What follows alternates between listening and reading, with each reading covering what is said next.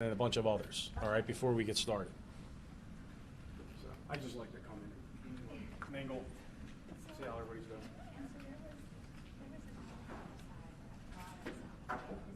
Yep. We're not sure. Okay, okay. On Oh, Tuesday? No, no, no. No, I meant last No, night. no, following the incident. Okay, okay. Yeah, what was the exact time frame? Was it an hour? Good. That technically would be Sunday morning. Correct. Yeah, knew that you guys, we don't have a whole lot. I still had him listed as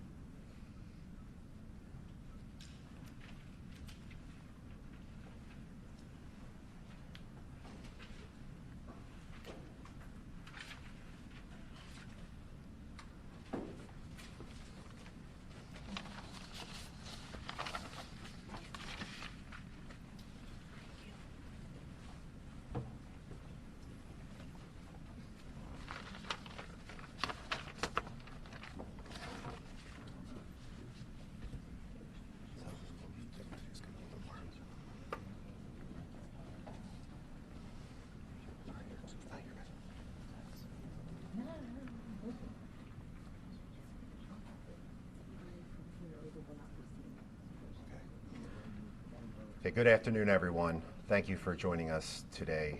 I'm Sergeant Eric Grip, Public Information Officer for the Philadelphia Police Department. Shortly, we're going to hear from Commissioner Outlaw, who's going to provide an update on the tragic mass casualty shooting that happened yesterday on South Street at approximately 11:30 p.m. As you can see, standing behind me right now, we have several of our state, local, and federal partners. Up here available with Commissioner Outlaw, we have Deputy Commissioner Joel Dales, who is our Deputy Commissioner of Patrol. We have Chief Inspector Walt Smith, who is over the Intelligence Bureau. We have Chief Inspector Frank Venor, who is our Chief of Detectives. Also joining is Chief Inspector James Kelly, who is Commanding Officer of Rock South. Captain Jason Smith, who is our Commanding Officer of the Homicide Unit. From our federal partners, we have Special Agent in charge of the Philadelphia FBI, Jackie McGuire. We also have Assistant Special Agent in charge of the ATF, Mr. Eric Degree. Joining us also as well from our Office of Emergency Management is our Director, Dominic Morales, and also joining us is the Managing Director of the City of Philadelphia. So after we give this presentation, we just ask that everyone wait until the end to ask questions. Remember, this is very early, so we're going to be limited into the information that we can give out as of now. But once it's finished, all the folks that are behind us are available to answer these questions, including Mr. Tumar Alexander. So now to give an update on the incident itself is Commissioner Outlaw. Commissioner. Good afternoon. Yesterday was a dark day for Philadelphia. And while many of us were out enjoying the beautiful day in the city, horrendous and unthinkable acts happened in a very popular local and tourist hangout. Acts that claims the lives of 3 people, we now know, and injured 12 others. On Saturday, June 4th, 2022, at approximately 11:31 p.m., multiple Philadelphia police officers were stationed on South Street when they heard multiple gunshots coming from the area of 400 South Street. 2 of these uniformed officers, who were assigned to the 200 block of South Street, proceeded to the area of 400 South Street from where they heard the gunshots. There, they observed several civilians suffering from gunshot wounds lying on the sidewalk and in the street. Officers on location began to render first aid to the wounded, and another responding officer who was on location and responding to the incident observed an unknown male on the southwest corner of South and American Street firing a handgun into a large crowd on the 400 block of South Street from approximately a half a block away. The officer drew his weapon and fired several times in the direction of the unknown male, we believe striking him. The unknown male dropped his handgun on the sidewalk and ran southbound on 600 American Street. The male was then lost in the area. The PPD Officer-Involved Shooting Investigation Unit, or OISI as we refer to it, and the Homicide Unit are conducting a joint investigation. This harrowing incident claimed the lives of 3 individuals. At this time, we believe that one of the 3 decedents was a male involved in a physical altercation with another male that was potentially the genesis of the shooting. These individuals eventually began firing at one another, with both being struck, one fatally. We also believe that the 2 other decedents, as well as a number of other shooting victims, were uninvolved in the initial altercation and were innocent bystanders. The first victim was a 34-year-old African-American male who was taken to Presbyterian and was pronounced at 12:05 a.m. The second victim was a 27-year-old African-American female who was taken to Jefferson Hospital and was pronounced at 11:49 p.m. The third victim was a 22-year-old African-American male pronounced at 11:49 p.m. after being taken to Jefferson Hospital. An additional 11 victims were struck by gunfire. These victims range in age from 17 to 69 years old. Their conditions range from stable to critical. We're absolutely devastated by this incident. And we mourn the lives lost and the dozens and dozens of lives affected by this tragedy, not just here in the city, but obviously this is getting national attention. These incidents have an exponential effect on our community, and it not only impacts the individual that's been directly victimized, but it victimizes their loved ones, their families, and their neighbors, neighborhoods all over the world. It's unacceptable. It's beyond unacceptable.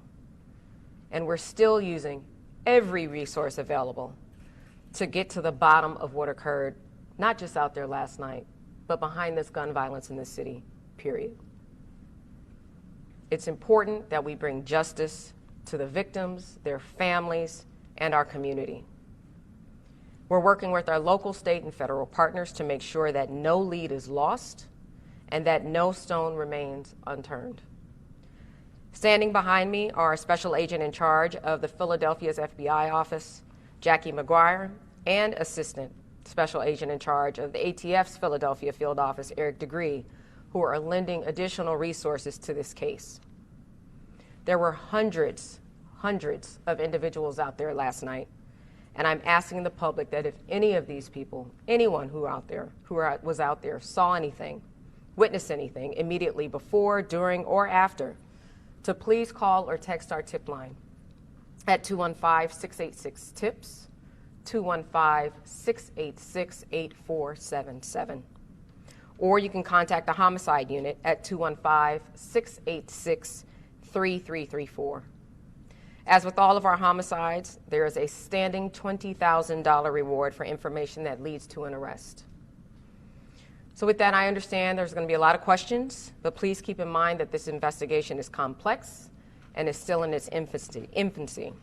And we'll do our very best today to answer any questions that you may have, but we may be limited in what we can say. So with that, I will turn it over for any questions. So I have a couple questions about police response, because it's our understanding that there was intel received, I don't know, from the FBI that was given to police, that there were already two groups that were having issues with each other, a beef, if you will, on Instagram or some sort of social media. And because of that, police put more police officers in the afternoon in the area of South Street, knowing that this may lead to something to happen there. And so my question is, how many more officers were put on the street, say, compared to a normal Saturday, and what was their directive? Were they told to give disorderly conduct citations, some of those code violation citations to disperse crowds? Was any of that part of a directive? So I don't want to conflate the two. So there is a lot going on in the city, and at any given time, we are utilizing intelligence to make sure we get ahead of the next shooting. At this point, we don't know whether or not the altercation that took place was between a group of individuals or if this was tied to another group or affiliation. But nonetheless, we know that the weather was getting warmer, whether it's here or in other parts of the city. We did have, I'm not going to give you the exact number of officers, but we did beef up our presence there. And our directive, per the usual, is obviously you're the police, to be there, to be present, to not only, to be courteous, but to also enforce laws that are there. We're talking about hundreds and hundreds of people that were out there last night, and I'm actually happy that we were there where we were, because our officers were present to not only get immediate first aid or emergency care, but to also engage one of the active shooters that we saw out there. So I don't want to conflate the two and say that this was tied directly to feuding groups, because we don't know that yet. And just as a follow-up, though, Sure. so, I mean, there were hundreds of people there, but it wasn't a flash mob situation. From the video that we're seeing, and like you said, it's still early in the investigation. So my question is, though, it appears in a lot of those videos that it's officers watching. And so I'm wondering if there are any citations issued, if there are any disorderly conduct arrests prior to the shooting or after the shooting. I'll be happy to answer that. I don't have the answer to you for you right now, but we'll be happy to circle back and give you that answer. Over here and then over here. I know you don't have specific numbers on staffing, but anecdotally, was more police scheduled for this Saturday, given we had a concert in town relative to other summer Saturdays? Can you talk about that as a broad brushstroke to your approach heading into? Sure, and I mean, there's no secret. There's several events going on here in the city at one time, and as such, not just because of the weather, we had additional officers deployed, but specifically in that area. We know South is a popular area, not just for locals, but for tourists alike. So we're doing what we can and did what we could yesterday to bolster that. We're going to add on top of that beginning tonight, bolstering the details that we have in that area, not just in South, but in the Penns Landing area as well. So all of that to say, yes, our presence was heightened because of the multiple incidences, or not incidences, multiple events that was taking place here in the city. But again, in anticipation, just for more people being out and about. Thank you, sir. Surveillance footage and police scanner audio indicate there was a separate shooting shortly after 11 p.m. at 4th and Bainbridge, about a block from the mass casualty shooting that we're talking about. Can you confirm that there was the second shooting and tell me whether they were related or not? So we don't know if the subsequent shootings, there were several shootings in that area. We don't know if they're connected. How many? You want to talk to that? Here. But we don't know if they're connected. Right now, what we know is there's a first shooting. So it's actually a first shooting around 4th and Bainbridge. All right. No one was struck by gunfire during that shooting that we know of at this point. That's being investigated now. Until we're able to scientifically match ballistics or look at video from there and compare it to the video from South Street, we have no idea. There's later on, probably about an hour later, there's another incident around 500 South Broad. Someone is struck by gunfire fatally. We don't know if that has anything to do with this. The one on 4th and Bainbridge, that's about an hour before the shooting that we're talking about. Yeah, about 30 minutes, maybe a little more than the shooting. That right now, that's preliminary, but that's from witnesses in the area. We have nothing to corroborate So that. what happens between the two shootings that are a block apart? What is the police response and how is this allowed to? Well, they responded. They held that crime scene. Detectives from South Detectives responded to that scene. And while that was going on and officers were deployed there, we had the other incident which started on South Street. And so how many shooters are you looking for at this point? So we know ballistically that we had at least 5 different guns out there. All right. Now, that's not including the police officer that returned fire with somebody. So there's 5 different guns. We recovered 2. So there's 3 guns that we still need to find and compare to our evidence. Is that shooters or guns? That's the same thing as shooters? Yeah. Well, we know there were 5 different guns from our evidence. So we're assuming that with those guns, there was at least, we know of the incident around American and South. We know of the one where the 2 are returning fire at each other. We believe there are 2 other people firing down South Street at that particular time. So their connection to all this, we don't know. Can you reiterate how many were, all of the victims, how many were innocent bystanders? Well, right now, it'd be we're really just speculating. We need to put the witness, the video, everything together. What we know is there's a video of a confrontation. Those individuals, as the commissioner said, one was a decedent, one's a shooting victim. We know they're involved. We think they shoot several people, some of them being innocent victims. As far as the other 11 non-fatal shooting victims that we have, we don't know if any of them played any kind of role in this. We don't see it at this point. We just know they're hit by gunfire. What kind of guns are you looking for? Have you recovered from the scene? Are you potentially looking for? We heard that there was, I'm not going to get specific about the caliber, but we know. I mean, we have to compare that. The ATF's here, and they're going to expedite some of those comparisons. But any assault weapons in there? I don't know that to be true, no. I spoke with a witness earlier who said the night was getting progressively wild or out of hand, fireworks being set off, etc. Was that something that I'm you going saw to let that one of the happen? patrol people answer those questions. Yeah, so the crowd itself started to get a little bit more dense at around 8 o'clock. And just keep in mind, we had an enhanced presence, but that's a large footprint that we're covering. So we're going from basically Broad Street to 2nd Street, and then we're going north and south a few blocks. So we did have double the presence, and 2nd and South was probably the heaviest when this incident transpired, and we were there pretty heavy as far as deployment goes. Do you feel overwhelmed? I wouldn't say we're overwhelmed, but it's a large area to cover, and we did have additional officers out there, including tactical units, specialized tactical units. But we're going to look at it and reevaluate it and determine changes, which we're making actually on this evening's deployment.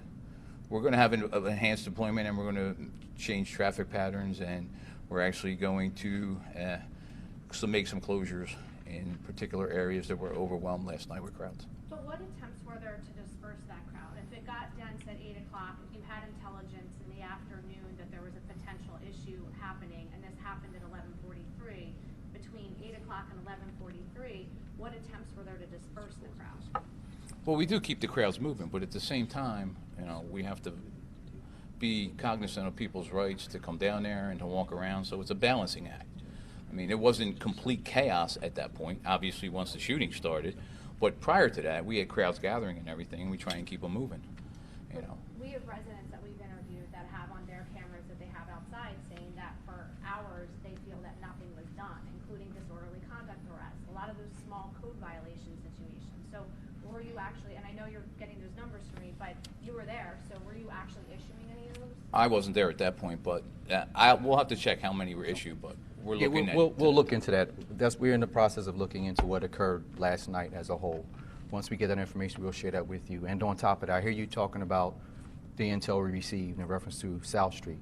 It wasn't just South Street, it was other parts of the city as well. So we had to deploy resources to those locations as well as South Street. But we definitely beefed up patrol along the South Street corridor to try to prevent an incident like what occurred last night. But unfortunately, it happened. But we were covering multiple locations across the city where we were receiving intel from various folks. Okay. I have a question for Commissioner Law. Since you already have intel that there was larger group than normal, do you feel that your department has enough resource to respond to things like this? Because even though you have reports, something like this happened, are you looking to maybe partner with some federal law enforcement, or do you feel like you have enough resources to respond to things like this? I don't ever feel like I have enough resources to respond to stuff like this.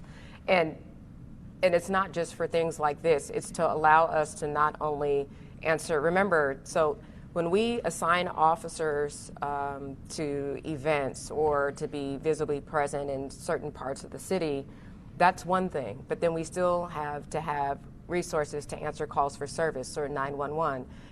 When I say I would love to have more resources, it's also so we can address quality of life issues and be present citywide, not just concentrated in certain parts of the city. So when you ask me that, I mean, what's the magic number?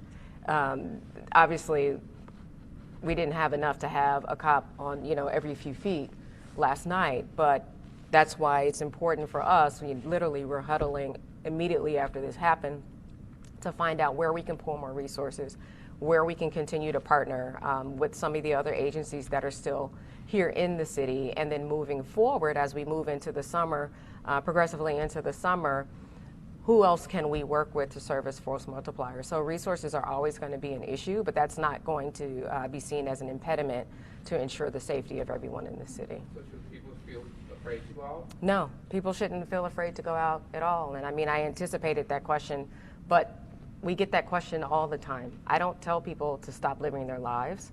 Obviously, during times like this, when we have more and more people on the street, if there's events, if you know you're going to be out and about, we ask people to be, if you see something suspicious, pick up the phone, dial 911 and say something, and we'll do what we can to be present. So no, people should not be afraid. They should not be afraid. What happened last night was an atrocity, but it's not something that we see all the time. And again, I don't want us to normalize this. This is not something that's normal in the city of Philadelphia, and I don't want anyone to begin to think that it is.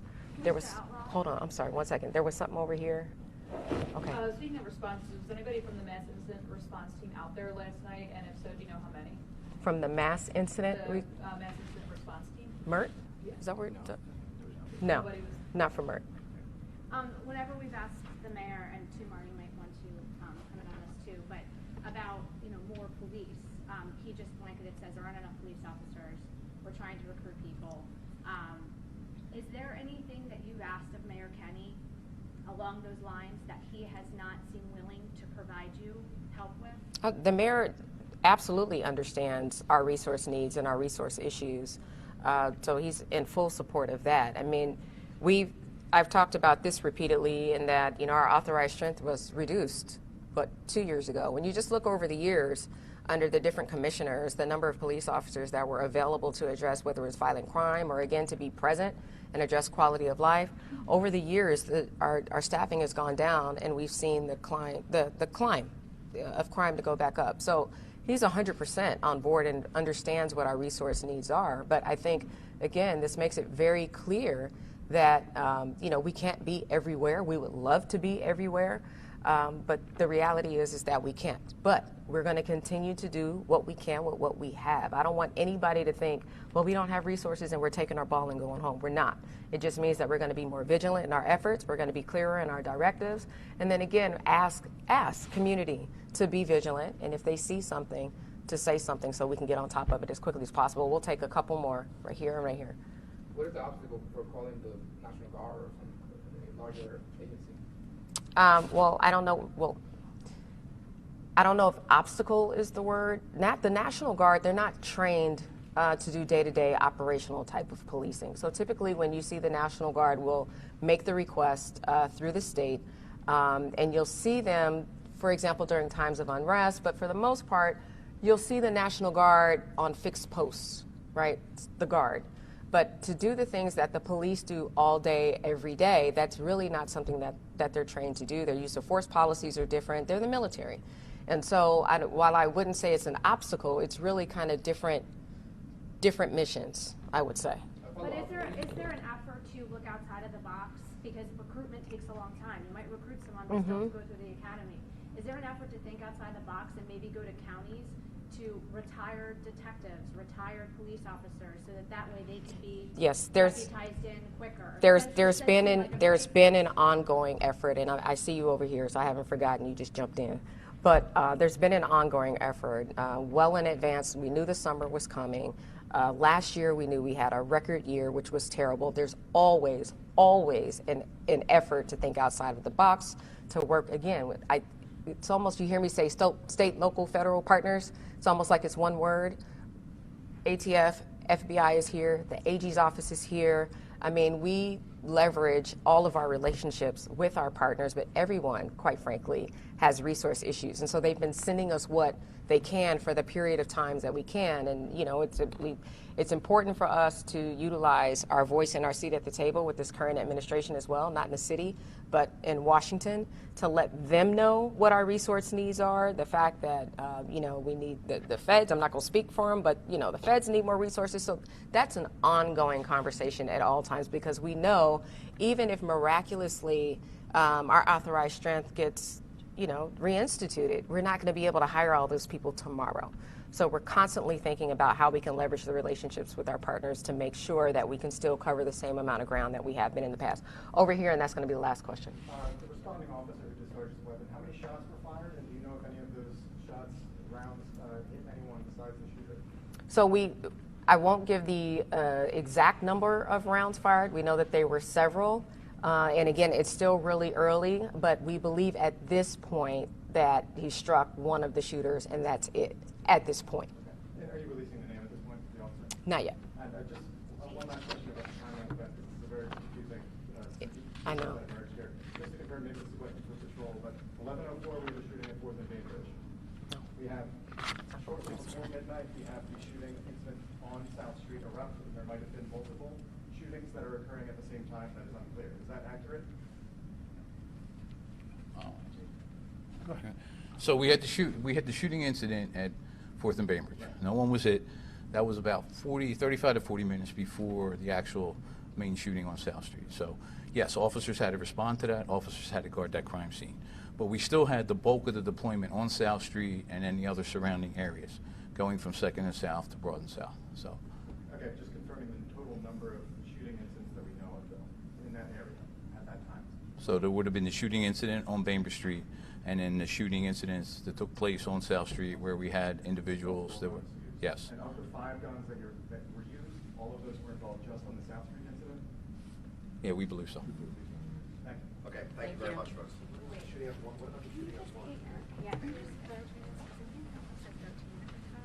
13 shots total, right? 14 shots.